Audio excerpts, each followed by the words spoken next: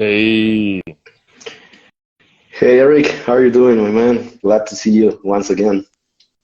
uh, I'm doing well. I'm doing well. Good to see you too. How's my audio Audio and quality? video, just fine, man. Can you hear me okay? Can you see me okay? Yes, sir. Very well. So you've Yes, been really sir. busy lately, right? You've been everywhere. Yeah, I have been. I was in the States not too long ago. I was there for a family wedding, and then a week later, I was at Yeah. WNBF Worlds, which was pretty wild. That was cool. That was in LA. And then I came home, and only a couple weeks later, I was not going anywhere crazy, but it was very busy because it was the Commonwealth IPF champs that was here in Auckland, and I had some athletes I was coaching there. And so powerlifting, bodybuilding, we're doing it We're doing it all. all except endurance training. That goes, it's out of the question, right? That doesn't, I have never heard of that before. You'll have to Yeah, educate me on me that. neither, man. So So I want to be the right person for that. Speaking of the world, a friend of mine was there. I think you took a picture with him. He's Fernando from Mexico. He took his girlfriend and a couple of athletes. So we I all did meet meet each other, Fernando. man. So we're all getting our minds blown to be interacting with all of you, with Alberto, with Brian Minor. It's super cool, man. We always learn a lot. I love going to Worlds because you get to get some kind of sense of how connected our Yeah, community is across, national boundaries, which always blows my mind because a lot of the times it just feels like I'm staring at a screen, yeah. talking to like one person like yourself. So it's always pretty cool. I greatly appreciate when people, uh, reach out and express how they feel. So, and their experiences because it makes it all worth it. It So, always gets emotional, Eric. When we start this live stream, I always get yes, I get sir. like Yes, a little sir. tear. But it's super cool for me, man. That's that's that's what life's about, my friend. If you're not getting emotional, then why are we even Preach, here? brother. So anyway, the topic at hand. Thanks again for your time. It's always a pleasure. I want to talk about this time about periodization because it's a conversation that I've had with a couple Mm, other guests, Dr. Mike included. Funny enough, I was gonna have this conversation with the man himself, Dr. Brad Schoenfeld, but we couldn't make it work. I don't know what happened with Instagram. It was kind of tragic, but I wanted to have this conversation in particular with you because I already I watched the videos, both videos on periodization on mass, the podcast, and there are a lot of things that come to okay. mind, and at least that here in my country, I insist on that one. It doesn't seem to be pretty clear what's the benefit of periodization, starting from the top, which is the very definition of periodization, which is where I wanted to start with you. What is the difference between programming and periodization? Is this just time course, or maybe we're getting a little bit lost in the woods there? For sure. Yeah, periodization unfortunately kind of has a history from an educational standpoint of being maybe overcomplicated. And I think it's important to remember that periodization kind of existed before people started talking about it. And you can find roots from a historical lens of periodization going all the way back to like Greek Olympians, planning their training and doing different things on different days. And it's essentially just the idea that you are having a plan and a sequence of training that is supposed to result in better performance at a given time point. And you can find multiple definitions from periodization that are supported in the literature. There is debate even around the definition of periodization. I like to use a definition that is by no means the most used, preeminent one, but it is one that I found in the literature. And I'm like, God, that's the most facilitative definition that is simple and allows us to kind of move forward. And in any academic conversation, I think it's important to define your terms so you're not talking across one another. So the definition I use is from a paper by Buford in '07. And shout out to Mike Zerdos, who initially introduced me to this definition. And I was like, that's great. And it's simply the planned manipulation of training variables in order to maximize training adaptations and to prevent the onset of overtraining syndrome. So very simply, it's just training in such a way that you're trying to get better at the adaptations you're trying to get and you're trying to avoid overtraining. And Admittedly, that's a very broad definition, and it pretty much everything that has some element of a plan could be argued to fall underneath it. But that's why I like that definition. So then to your question of what's the difference between programming and periodization, because you could argue that programming basically has the same, definition more or less. Ultimately, I think the only difference is the time course. So the distinction between programming and periodization is that programming, in my opinion, applies across the microcycle and within days. It's like your split, and it's how you're setting up your smallest unit of periodization. And you can maybe make an argument that it has something to do with things at like the within mesocycle level, but probably no longer than that.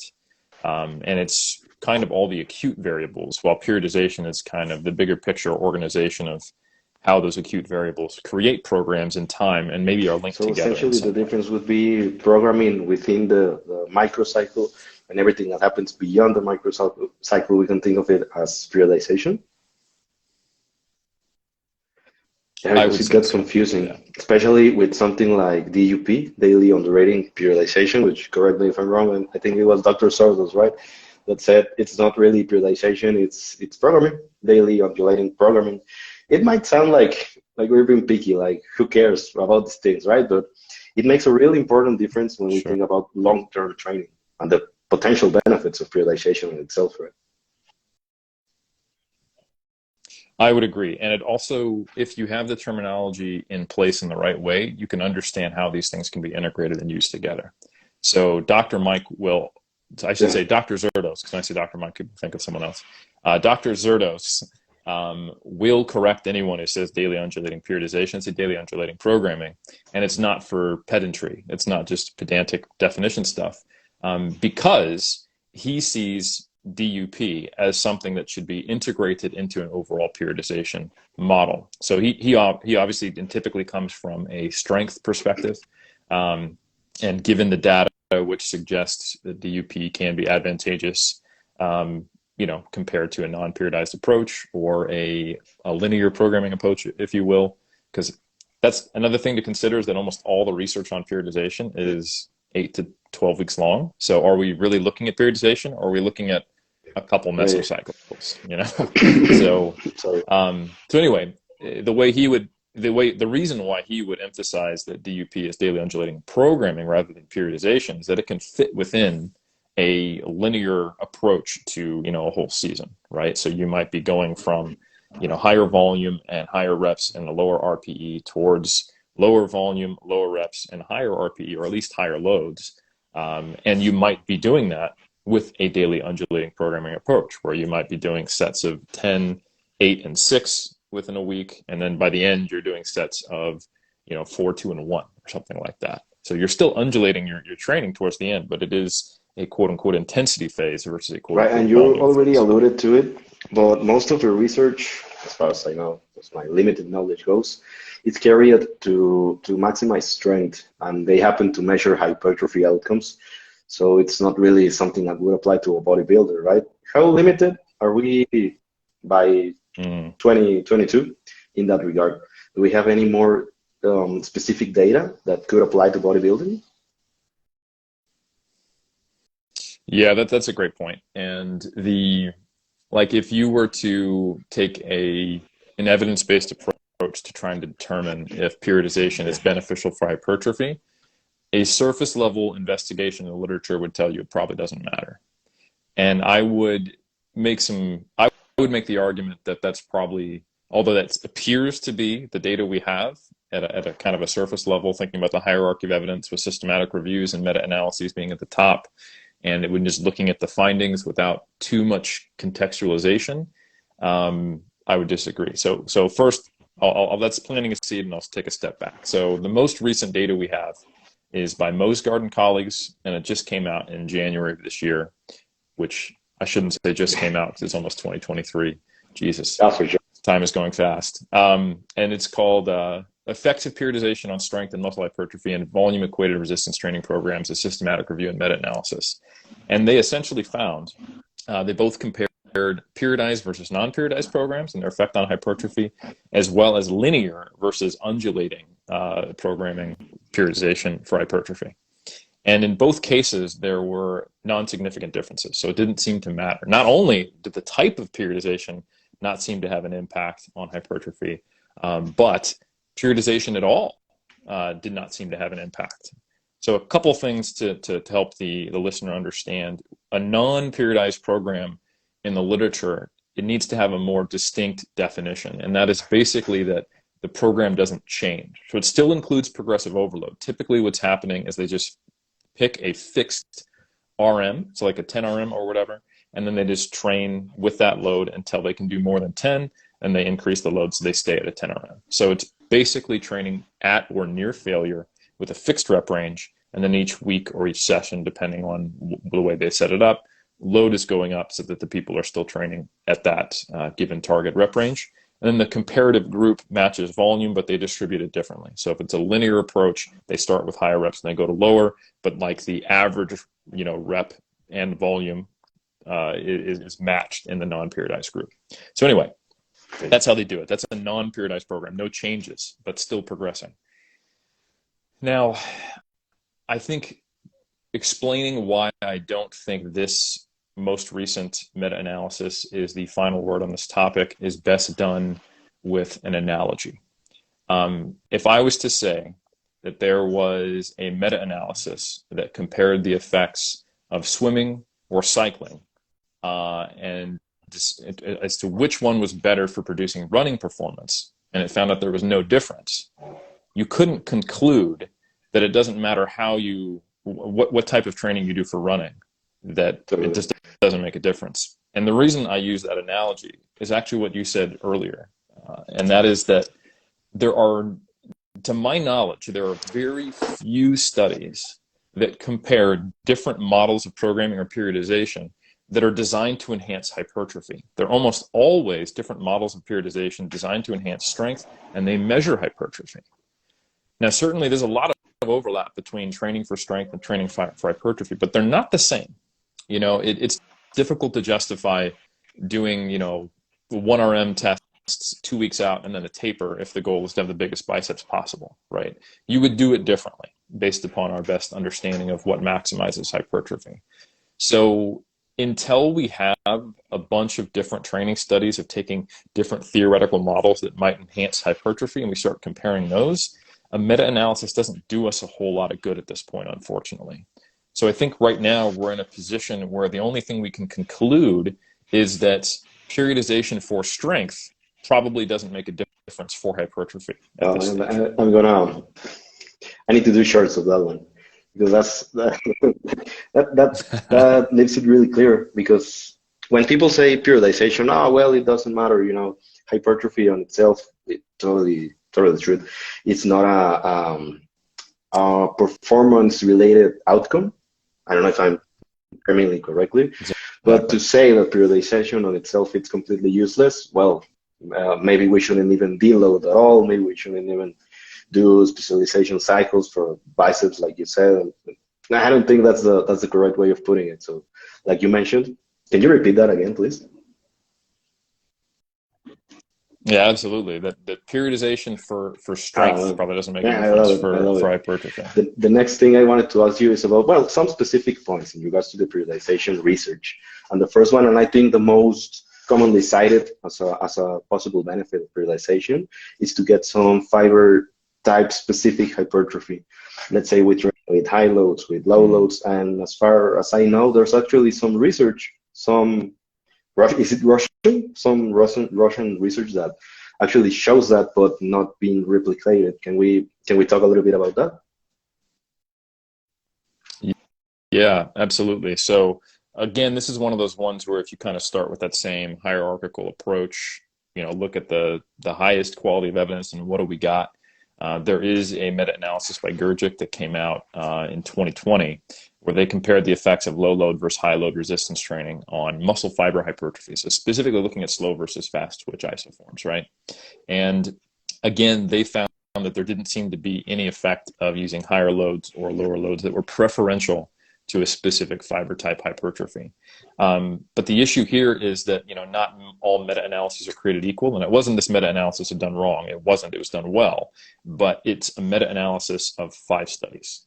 So there's actually very few pieces of research that have specifically tried to ask this question, and done so in a way that they met the inclusion criteria that was set out in Gurgic. And a big part of that was that, they matched all other variables so that we're actually isolating the effect of load. But this is not to say that there's no evidence that does give us maybe a hint that perhaps there could be a benefit of higher or lower loads. And like you said, there's actually, I think, 3 studies I'm aware of that have all come from, I believe, the same lab, or at least the same researchers in Russia, where they have actually found that there seems to be, at least in their model of study, some very predictable effects where the higher load, lower rep you go, you see more type 2 fiber growth, and the exact opposite, that when you do higher rep, lower load.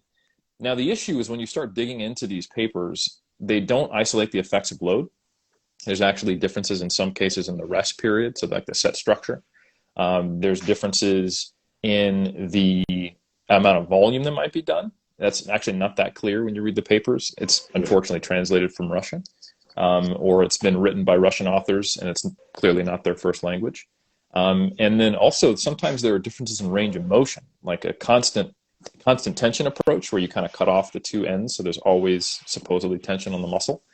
And that is what's being compared. It's these wholly different styles of training.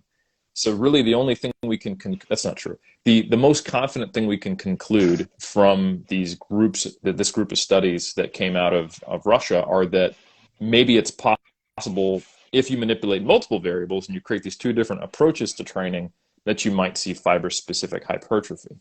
But, the issue I have with it is that it really hasn't been replicated outside of that research group. And that's not to say that they're doing it wrong, they're faking their data or anything like that. It's just that it might not be generalizable. And we don't know exactly what the mechanism is. And to some degree, it flies in the face of our basic understanding of how motor unit recruitment and subsequent hypertrophy operates. So we have a ton of data showing that when you do a similar number of sets to failure with high loads or low loads, so long as they're not like too high of loads that the reps per set are very, very low, you get similar hypertrophy. And that's true globally, and it seems to also somewhat be true of the fiber-specific hypertrophy in most of the research that I've seen, except for these Russian studies. So I think specifically the idea that you would get beneficial, like it might go one way but not the other. So I'll slow myself down. I could understand getting preferential type 1 fiber-specific growth from high rep training, because even though you might get type 1 fibers, which generally produce a little bit less force, recruited with heavy loads, they might not be recruited long enough for them to be fatigued if a set only lasts, say, 15, 16, 20 seconds, if you're doing a set of 5. Because they're not very fatigable fibers by definition. They are slow twitch. They're able to stay active for a long period of time. But the other way, I don't think it makes sense. Like if you do a set of 30, the reason you can actually keep moving that set until failure is because you have this Henneman size principle. As the fibers continue to fatigue, other ones get recruited, and we do see the recruitment of high threshold motor units and the associated fast twitch fibers they innervate once you do a set to failure, even with high rep training. So to me, it makes sense that low load training would still recruit fast twitch fibers. And we know that high load training recruits all fibers, but it's possible that there's not enough of a training effect on them. But that might go away with multiple sets, sufficient volume, et cetera, et cetera. It may not matter that much if some of those fibers are getting converted. I mean, fibers are actually far more plastic than we come to understand. Like they don't change their basic chassis. You're not going to see the slowest fiber shift all the way along the continuum to the fastest. But if you're doing a lot of resistance training, even if you're someone who is, genetically has more quote unquote of a slow twitch phenotype, every fiber you have is going to do what it can to shift more towards the adaptation you're trying to get. So I'm skeptical that we're going to see benefits of fiber type specific training outside of some pretty extreme circumstances. And to my knowledge, the only time that we've been seeing pretty robust example of fiber type specific hypertrophy is actually some work that was done in Scandinavia, where they took powerlifters in I think the Norwegian powerlifting team. Actually, let me get that citation up before I start talking out of my butt. And they gave them basically blood flow restricted front squats interspersed into the normal training block, and they saw specific type 1 fiber growth in the group that was doing that. The other group, though, didn't grow at all. So we don't know if this is just a novel stress and how long that would continue.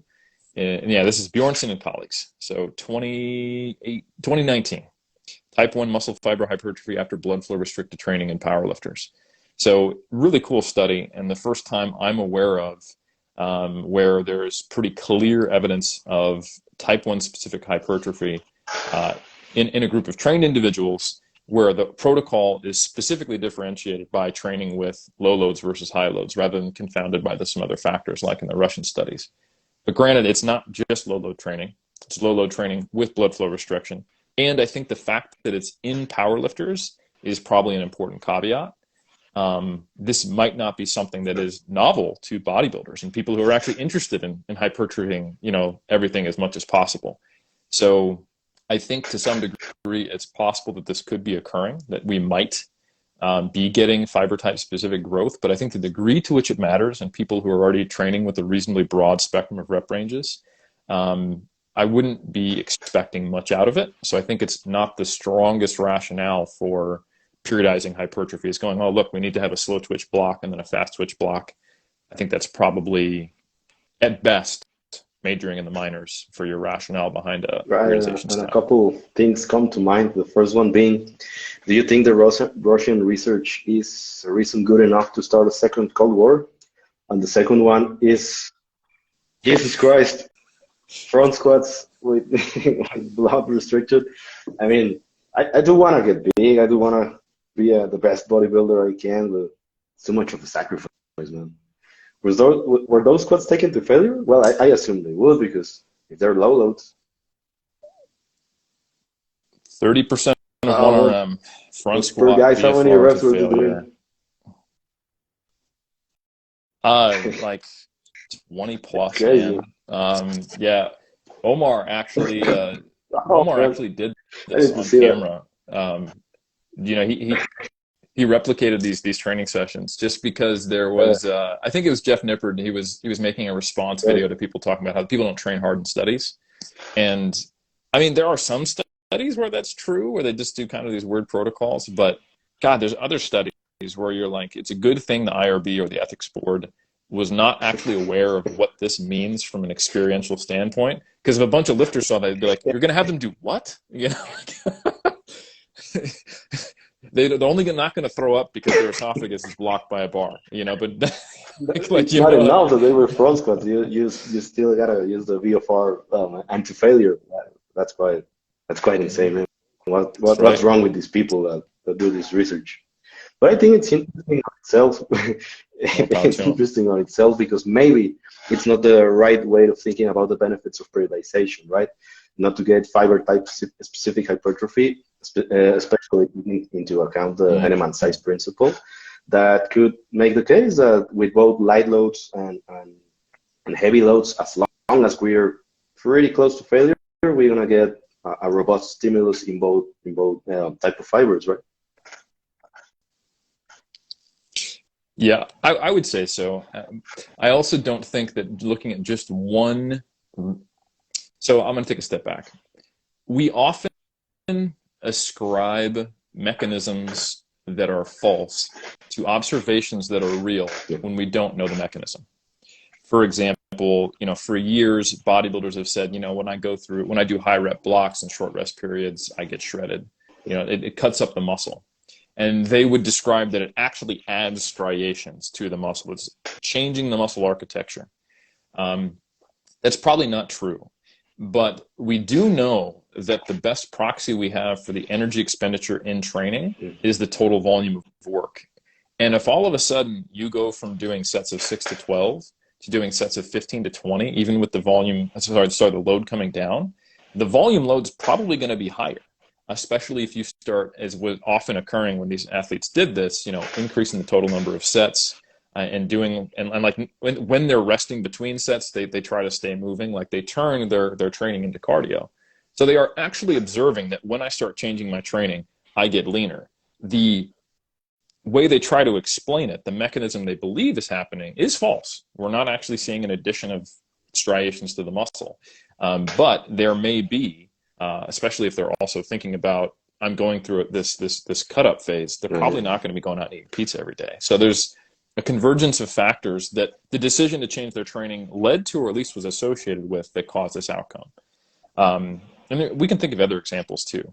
But I think it is very possible that people do see beneficial effects of varying their rep ranges, but the rationale to do so is maybe not the strongest one. And I would say that among the different rationales that have been proposed for training heavy, light, and moderate across a broader spectrum than traditional quote-unquote hypertrophy rep range of, say, 8 to 12 or 6 to 12, fiber type specific hypertrophy is relatively weak as a rationale. But it's not the only one. It's maybe the first kind of science-based one that's actually been around for a long time.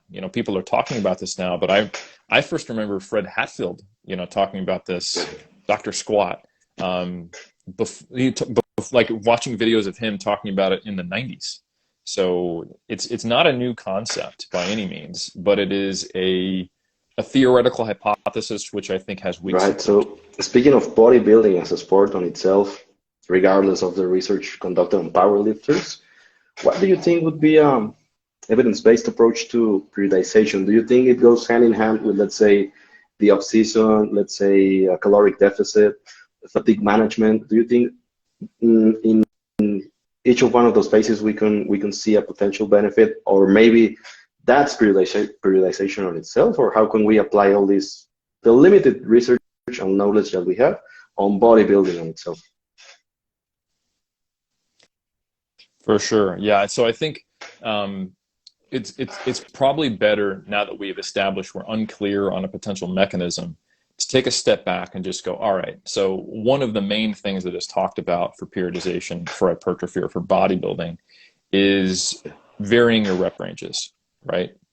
And if we divorce the mechanism and we just look at outcomes, there's actually a little bit of research that suggests that it's probably better to train across a broader spectrum of rep ranges than a very narrow one. There's a handful of studies. None of them are super strong, and I'm not going to suggest that this is the most important thing. And if you're not progressing, like, this is why, this is not the key, to why you're not progressing.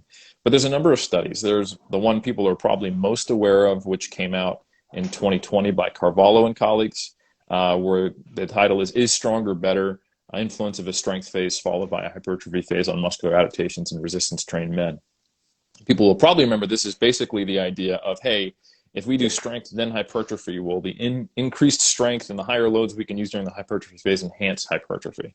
And they found significant differences favoring the group that did the strength phase first. I have a lot to say about this. I'll keep it brief. First, I'll keep it reasonably brief. First is that when you actually look at the differences between the two groups, especially if you look at figure 1, they're very small. And not all of the findings, I think, are actually significant when you look at the type of, like the comparison that was made and probably what types of statistical model should have been used, and when you look at the effect sizes. So I would say that, yes, there is a potentially small, significant effect that does favor the group that did strength first.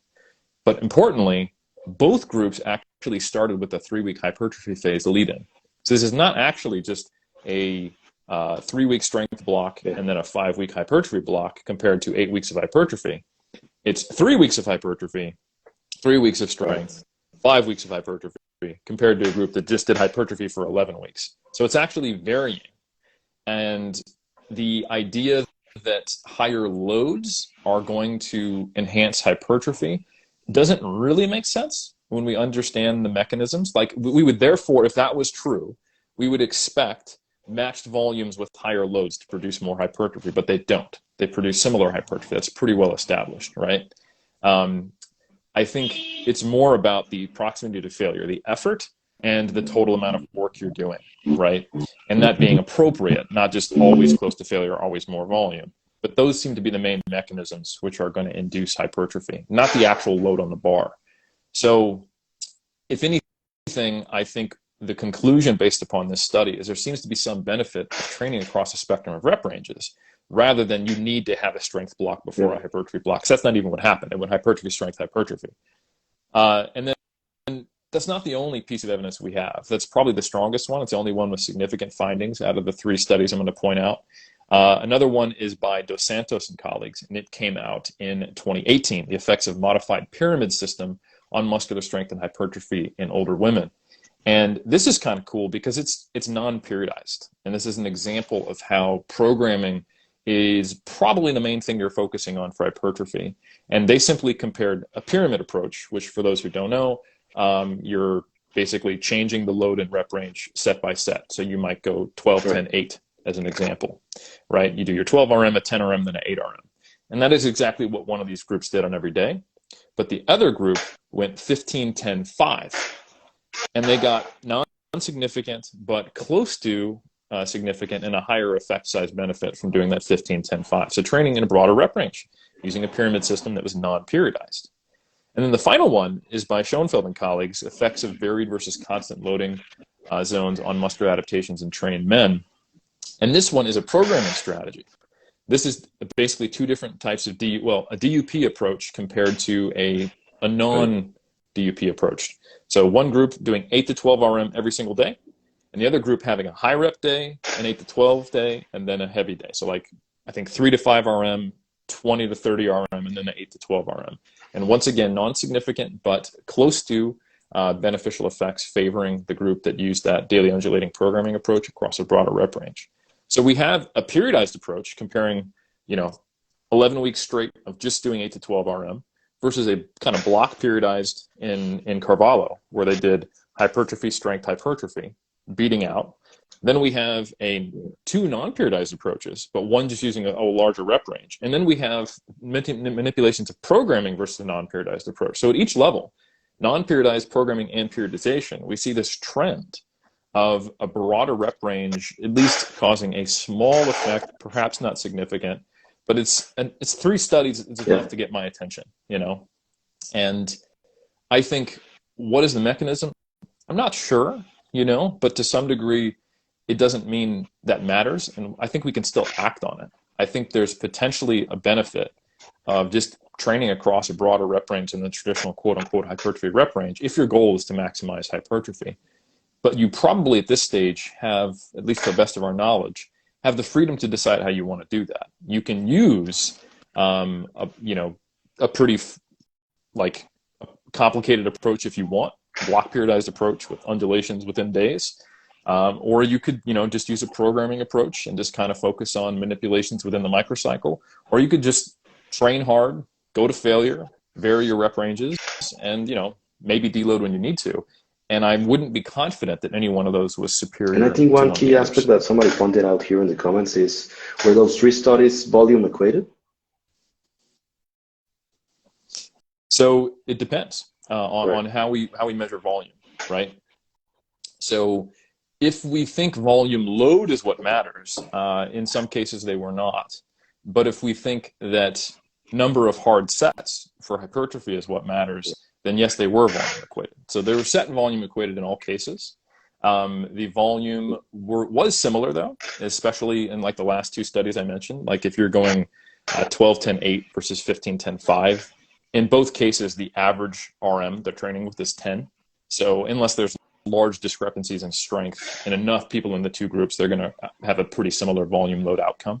But I also just don't think volume load is the most relevant factor for hypertrophy based upon multiple meta-analyses showing that whether you're training on a set-by-set basis with a 6 RM or a 20 RM, it's probably not going to make a difference for hypertrophy on average. An important point I should pause and say is that some people, individuals, might get better hypertrophy training with more of their training time spent in high reps versus low reps. So just because at the group level, and especially the meta-analysis of multiple groups from multiple studies level, we find that there is, you can kind of be whatever rep range you want, choose your own adventure approach to hypertrophy. Doesn't mean that some people, for whatever reason, might not have a better individual response being heavier versus lighter training, which is an important thing to figure think out. one of the key takeaways is that the benefit may be in training in a wide range of repetitions, right? Not just 8 to 12, not just 3 to 5, maybe from.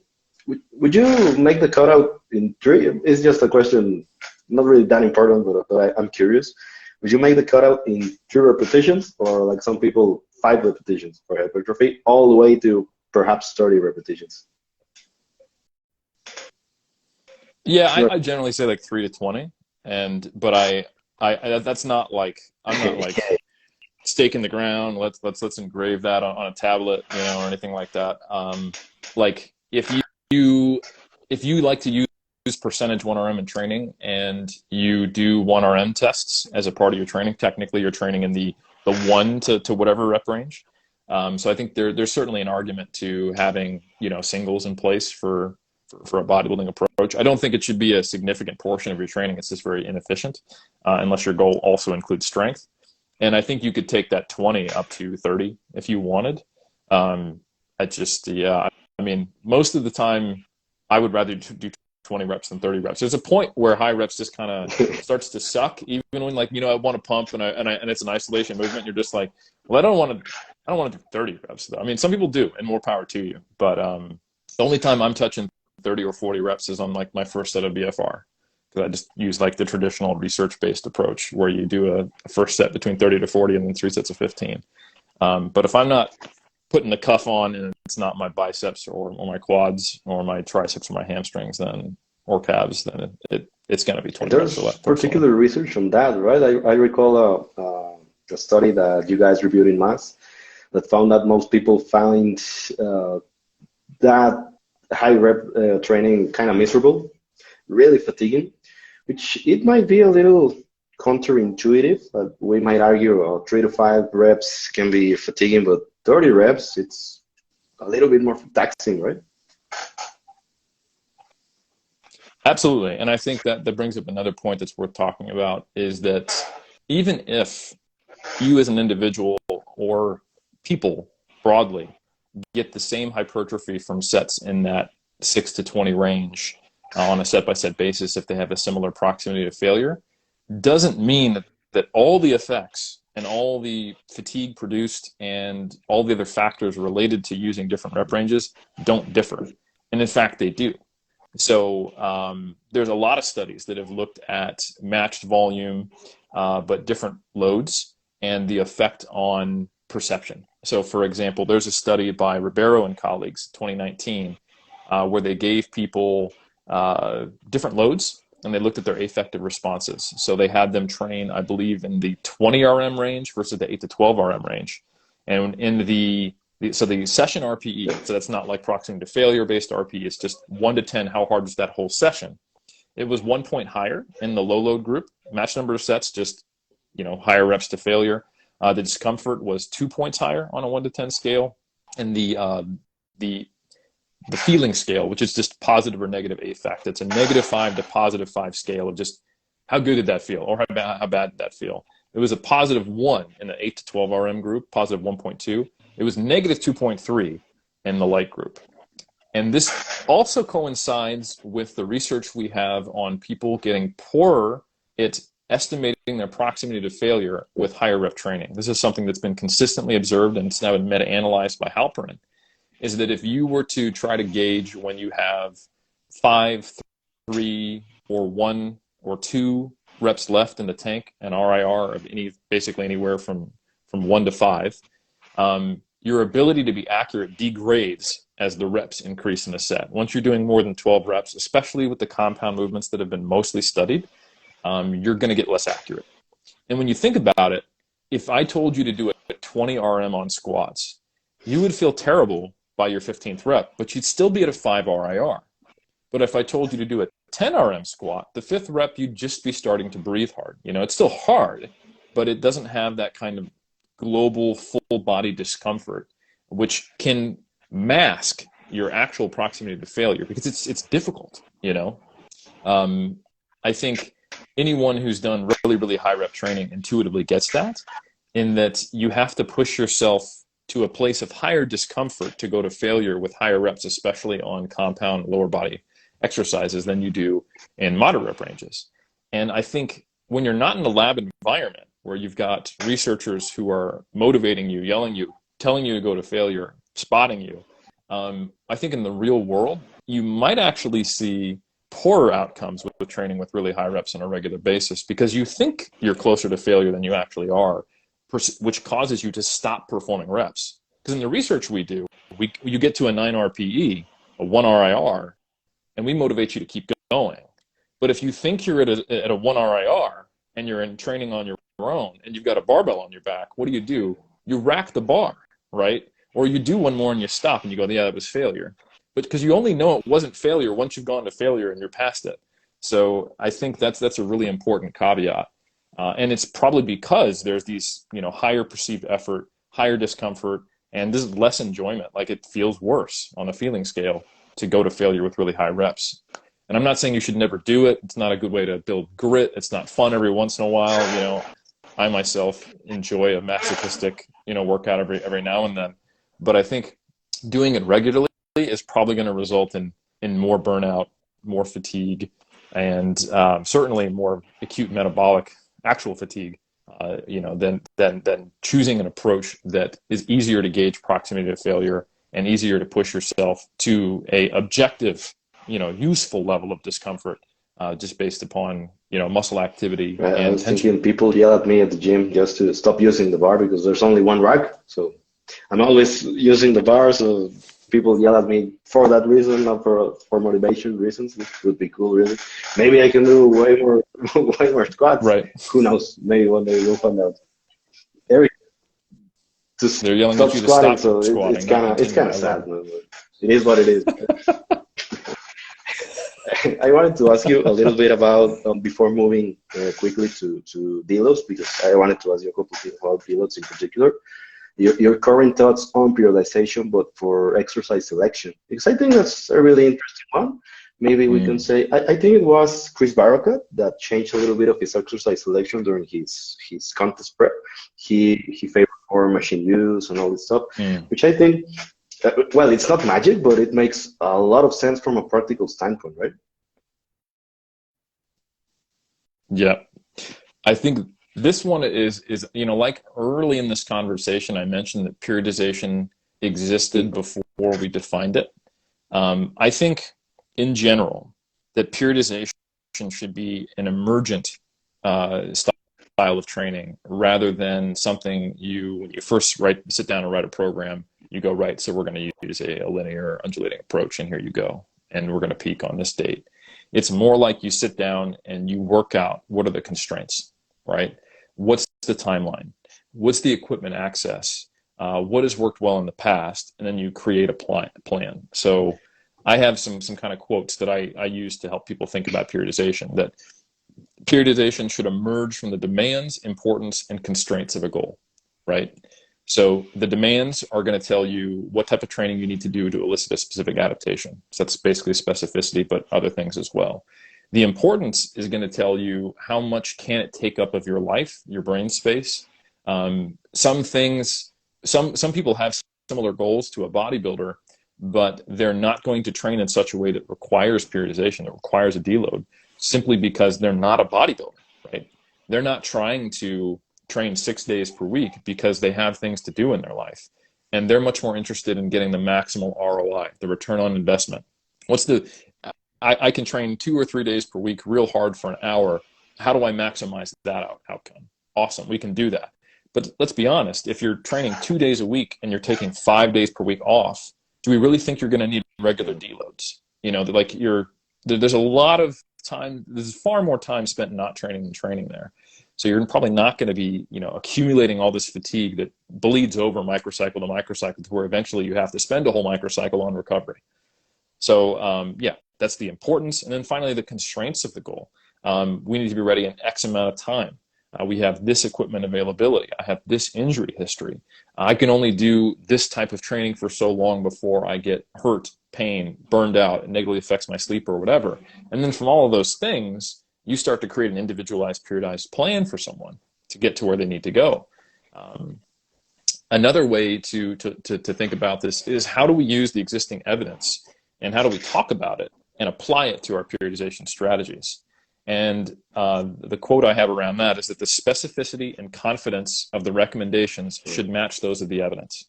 So it's totally fine for someone to say, hey, it's probably a good idea to train across a broader, rep range.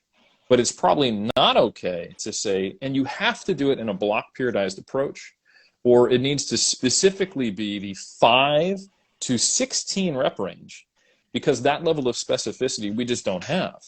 Based upon what I shared earlier, we see non-periodized programming and periodized approaches that use broader rep ranges. So the only thing we know for sure, we probably need broader rep ranges.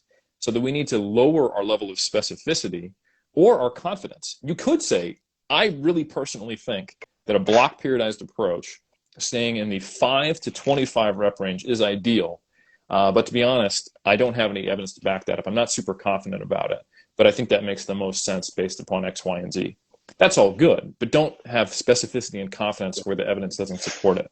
Like, it's got to be a block periodized 5 to 25 rep range, and that's going to make a massive difference to your gains, and all other approaches are worse. Like, that's just, your opinion, man, as the Big Lebowski would say. So, like, you just can't support that, right?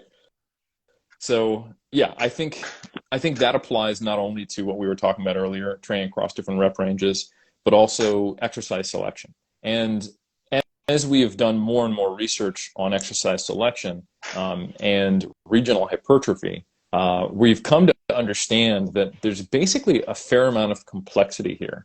And that the emergent thing you learn from looking at all the research on, functional anatomy, regional specific hypertrophy, is that if you really want to optimize muscle growth proportionately in the whole body, you probably need relatively broad exercise selection. We've come to learn that every biarticular muscle is not going to be well trained in a compound movement if one of its actions is opposed by one of the other actions in that exercise. So, for example, a squat or a squat pattern, talking to leg press, hack squat, lunges, front squats, you're doing simultaneous knee extension and hip extension, right?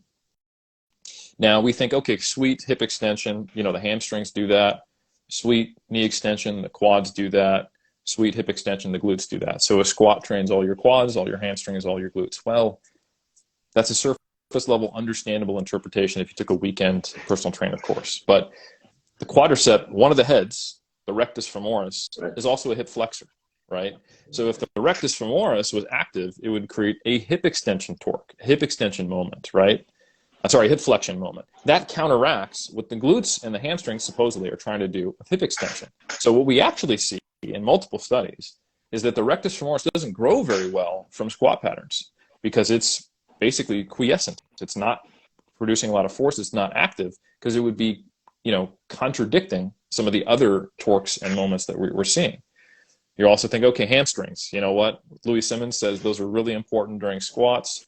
Best exercise, especially if you do the splits and only squat 2 inches down.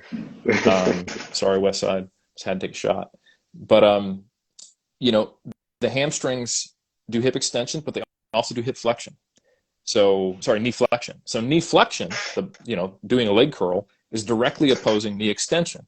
So we actually see the hamstrings don't grow very well at all from squats. In fact, if you look at people doing squats, it's the glutes and all the heads of the quad except for the rec fem that seem to grow. So now all of a sudden we go, okay, shit, well, I have to do I have to do a hip hinge, and now I got my hamstrings involved, and I need to do some sort of isolated knee extension. I could do a leg extension machine, I could do a sissy squat, I could do a few different potential options there to try to train that. But now I'm forced into doing some isolation work, right? And then you go, actually, the hip hinge won't take care of all the hamstrings because guess what? The short head of the bicep femoris only crosses the knee, so it only does isolated knee flexion. So now you're like, okay, shit, so I got to do a hip extension movement. I got to do a squat. I got to do a hinge. I got to do a leg extension. I got to do a leg curl.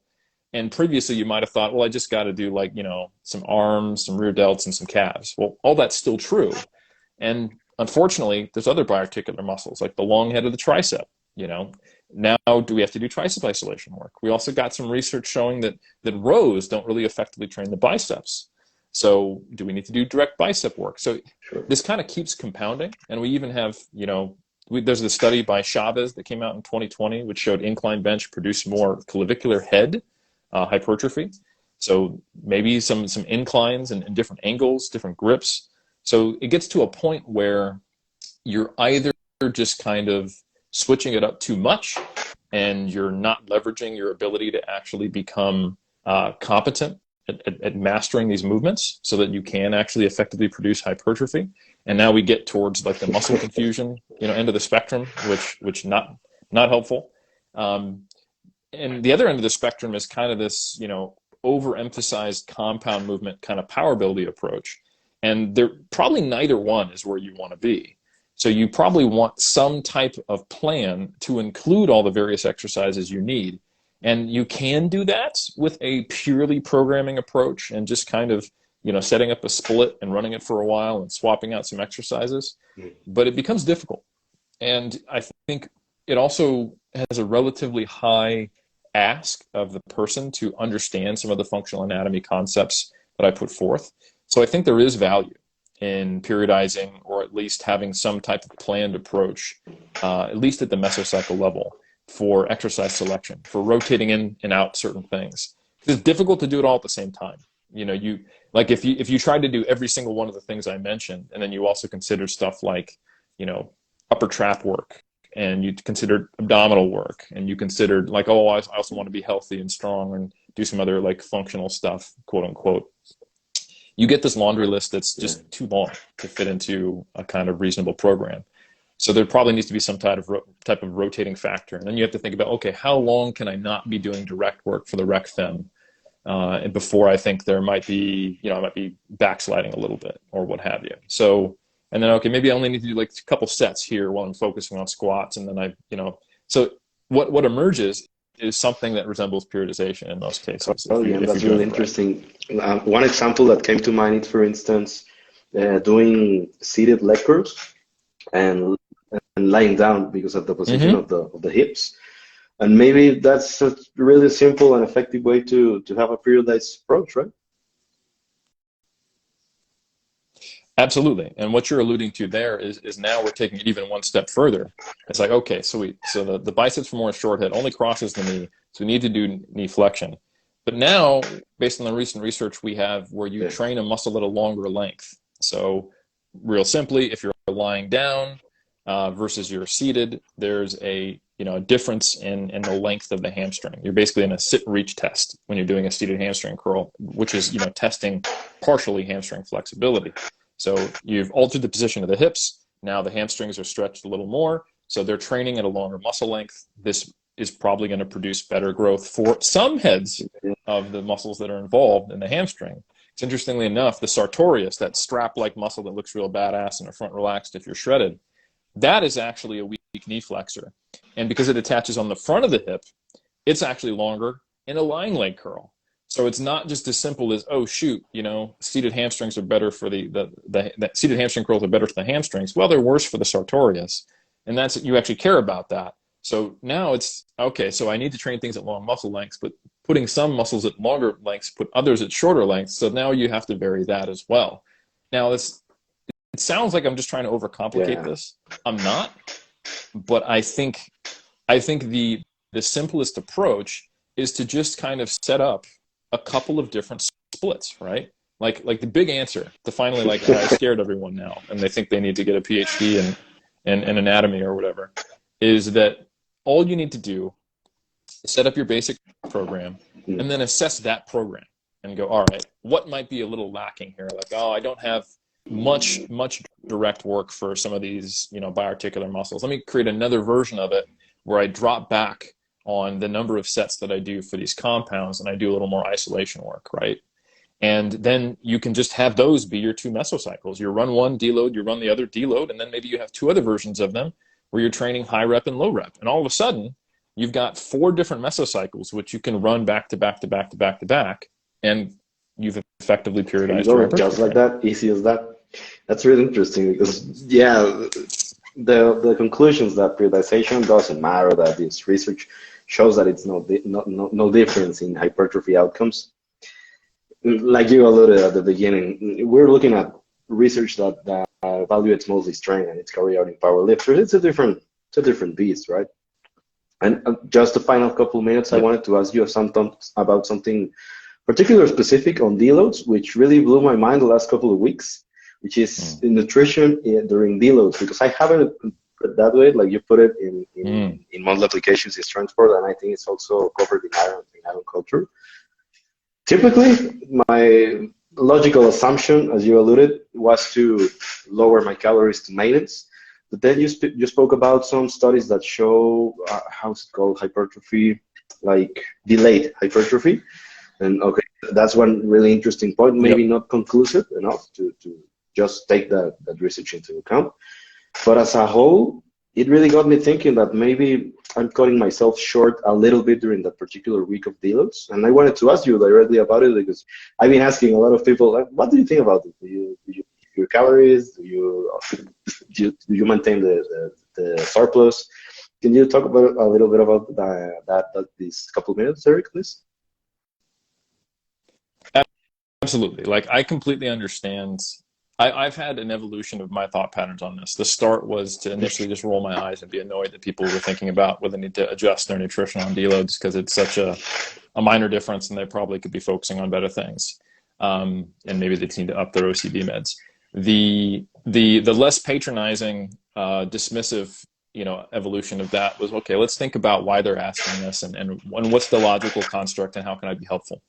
And I think, like I said earlier, the best proxy we have for energy expenditure during resistance training is the volume.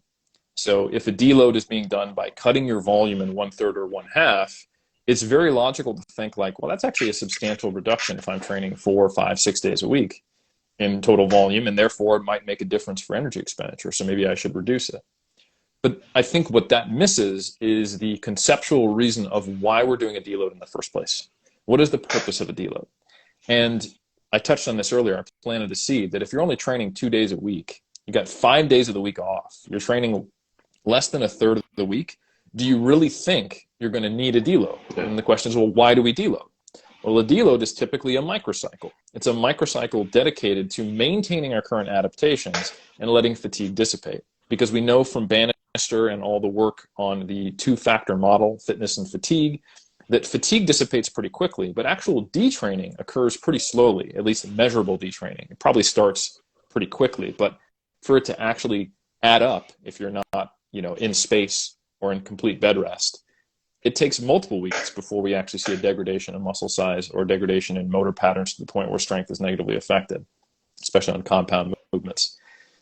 So you could take a week off completely and you would have negligible amounts of detraining, but a big dump of fatigue. And if you want to really optimize it, which is the whole reason you would do a deload in the first place, you do the minimal amount of training necessary. You do the quote unquote MED, as some joker named Mike says a lot of the times, the minimum effective dose to maintain your position, which, as we know, is a fraction of the training you're currently doing, which is great, right?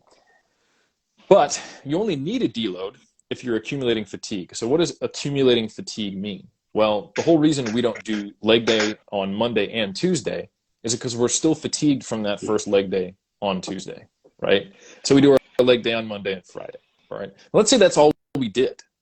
Are we ever accumulating fatigue? We've got Tuesday, Wednesday, and Thursday off, and then we've got Saturday, Sunday.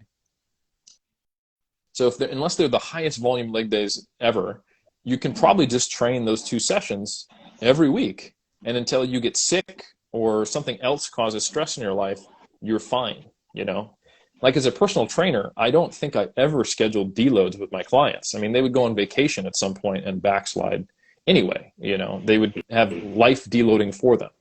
But when you're training, more days out of the week than you're not, and you're pushing proximity to failure, you're pushing volume, you're pushing your own pre-established limits because you're trying to overload and get adaptations that your body doesn't see as a very high priority. You're trying to go from intermediate to advanced, or from advanced to elite, or what have you, whatever it is for you. When you're trying to get the fastest rate of adaptation possible, you're often producing a scenario where some of that fatigue that blends over from individual sessions carries into the next session, which carries into the next session, which carries into the next week, which then carries more into the next week. And you get this experience of compounding fatigue to where after 3, 4, 5, 6, 7, 8, 9 weeks, you're pretty beat up. You're not able to progress your loads. So you're inhibited your ability to create progressive overload. So you need to actually do a deload so that you can keep progressing. And that's what deloads are for. Now, the interesting thing is we have tapers in strength sport, right? And after those tapers, we see an increase in performance. We dump the fatigue, the remaining fitness remains, and there's an additive effect, performance is better. So that idea of quote-unquote super compensation, bit of a misnomer in my opinion, but the idea is that dumping fatigue allows you to express the strength you actually have. The question is that true for hypertrophy? And there is limited data that you can experience delayed hypertrophy. It is very limited, and don't get me wrong, I don't know how normal it is, but it has been observed. Another study by Bjornsson the year prior, it was titled Delayed Myonuclear Addition, Myofiber Hypertrophy and Increases in Strength with High Frequency, Low Load Blood Flow Restricted Training to Volitional Failure. This time, not powerlifters, untrained individuals, and they were given a concentrated block of training. So they were doing like 7 BFR leg extension and leg press sessions in 5 days. They took 10 days off and then did it again.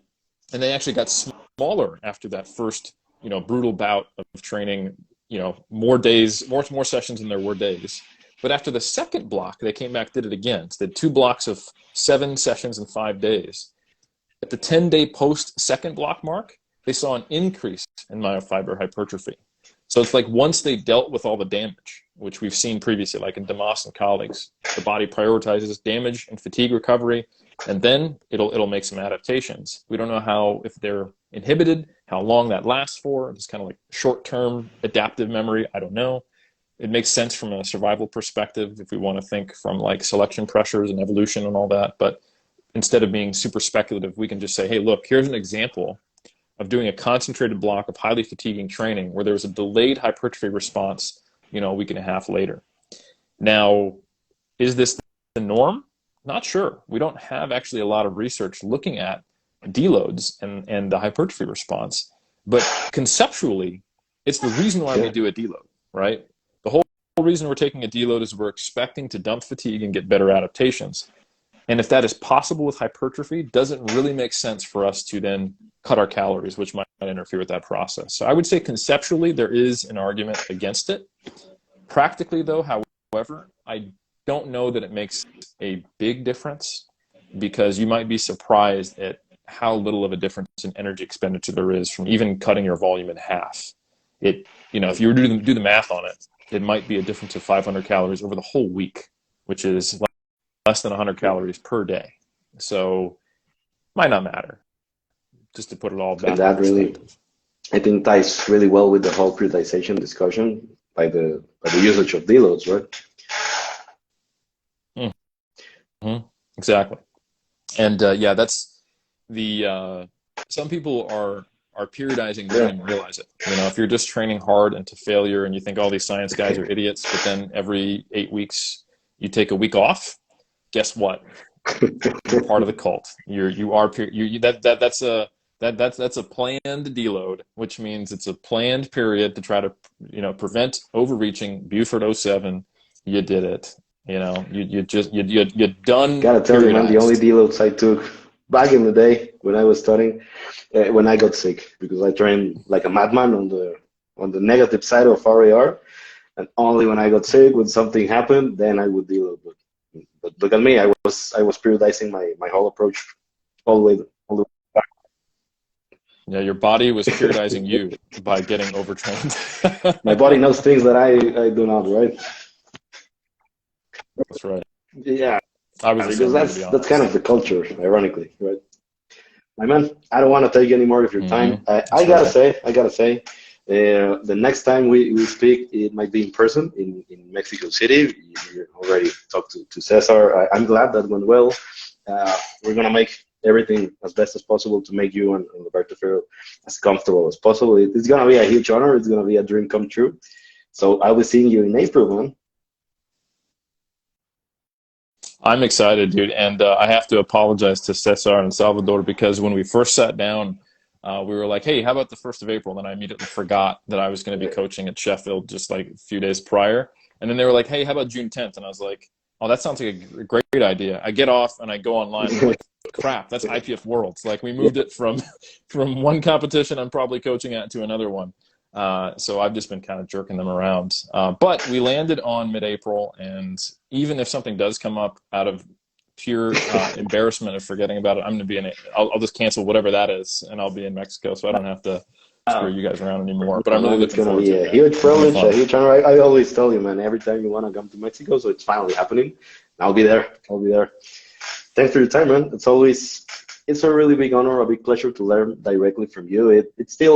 It's always gonna blow my mind and more when I get to meet you in Mexico City. Thanks for your knowledge, man. You really, here, at least in my own environment, it really does make a difference when we get to talk directly with the people behind the research, behind mass, and kind of get exposed to this kind of knowledge and apply it to our particular training. I think it's really cool, man.